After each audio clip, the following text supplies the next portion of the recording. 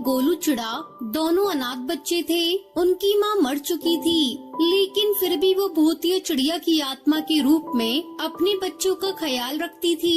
एक दिन वो अपने दोनों बच्चों को नाश्ता करा रही थी, तभी गोलू चिड़ा अपनी भूतिया चिड़िया माँ से कहता है, तुम्हारी शक्ल देखकर खाना खाने का भी मन नहीं करेगा। तुम यहाँ से चली क्यों नहीं जाती? मरने के बाद भी चैन नहीं है तुम्हें, रोज अपनी बेइज्जती करवाने आ जाती हो। अरे मेरी बच्ची, ये तुम्हारा नसीब है और मेरा नसीब है कि मैं मरने के बाद भी तुम्हारे साथ हूँ। वरना बहुत से ऐसे बच्चे हैं, उनके माँ बाप मर तो जाते हैं, लेकिन वो बच्चे अनाथ ही रह जाते हैं। तुम अनाथ होने के बाद भी अनाथ नहीं हो। मैं साई की तरह तुम्हारे आगे पीछे रहती हूँ। तुम्हें किसी भी चीज की जरूरत होती है तो मैं जरूरत को पूरा करती हूँ। भले ही मरने के बाद मेरा चेहरा, मेरा रूप, मेरा वजूद सब कुछ बदल गया हो, लेकिन मेरी ममता प्यार वही है। मुझे तुम्हारी बातों का बिल्कुल भी बुरा नहीं लगता। अरे बुरा नहीं लगता तो बुरा लगना चाहिए ना। तुम चली जाओ यहाँ से, हमें जो भी करना है हम अपने आप ही कर लेंगे। ऐसे ही कुछ दिन बीत जाते हैं। टुनटुनी और गोलू चिड़ा भूतिया टूनी चिड़िया की आत्मा की बहुत बेइज्जती किया करते थे। ऐसे ही एक दिन टुनटुनी और गोलू दोनों ऑफिस से घर आ रहे होते हैं, तभी रास्ते में कुछ गुंडे उनका सामान छीनने की कोशिश कर रहे होते हैं। तभी वहाँ उनकी भूतिया चिड़िया माँ आ जाती है। अरे बदमाशों, तुम मेरे बच्चे को नुकसान पहुंचाना चाहते हो। मैं तुम्हें नहीं छोड़ूंगी, मार डालूंगी। ये कहकर भूतिया टूनी चिड़िया की आत्मा उन्हें मारकर वहाँ से भगा देती है। तुम यहाँ भी आ गई? तुम ये साबित करना चाहती हो ना कि हमारा तुम्हारे बिना कुछ भी नहीं हो सकता। हम लाचार हैं।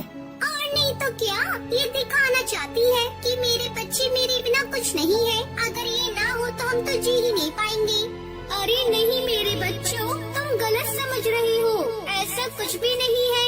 मैं बस तुम्हारी मदद करने आई थी और मेरे से बर्दाश्त नहीं होता मेरे बच्चे को कोई परेशान करे, क्योंकि तुम लोग मेरी जान हो। टुनटुनी और गोलू वहाँ से मुंह बनाकर चले जाते हैं। भूतिया टूनी चिड़िया की आत्मा को बहुत बुरा लगता है।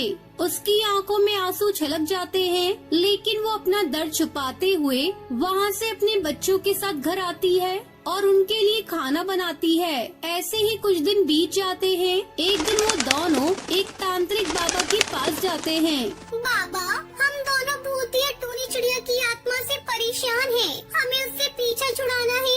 कौन है वो? हमारी मरी हुई माँ। जब से मरी है तब से हमें बहुत परेशान कर रखा है। आप कुछ ऐसा कर दो कि वो हमेशा हमेशा के लिए चली जाए। तुम दोनों को परेशान करती है तुम्हारी माँ? हमेशा हम दोनों के आगे पीछे एक साई की तरह घूमती रहती है। खाना बनाना, हमारे कपड़े साफ करना, मतलब जैसे वे जिंदा थी वैसे ही मरने के बाद उनका व्यवहार में कोई बदलाव नहीं आया है। बच्चों, ये तुम्हारा नसीब है कि माँ के मरने के बाद भी तुम्हें उनका प्यार मिल रहा है। हमें नहीं चाहिए कोई प्यार, हमें आजादी चाहिए। आप बस इनको हमसे दूर कर दो।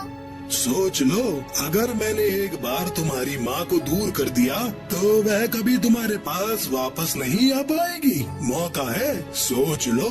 सोच लिया, जो आपको करना है करो। पापा अपनी तंत्र शक्ति से टुनटुनी और गोलू की माँ भूतिया टूनी चिड़िया की आत्मा को अपने वश में कर लेता है और उसे एक बोतल में बंद कर देता है। ऐसे ही कुछ दिन बीत जाते हैं और अब माँ के ना होने पर टुनटुनी गोलू को अपनी माँ की कमी महसूस होती है। ऐसे ही एक दिन दोनों हार मानकर बाबा के पास जाते हैं और बाबा से माफी मांगते हैं। बाबा, मुझसे बहुत बड़ी भूल हो गई। आप फिर से मेरी माँ को मेरे पास वापस भेज दो।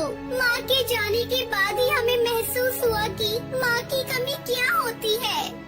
मैंने तुमसे कहा था ना कि सोच लेना एक बार, क्योंकि एक बार मैंने तुम्हारी माँ को अपने वश में कर लिया तो मैं कभी तुम्हारी माँ को वापस नहीं ला पाऊंगा।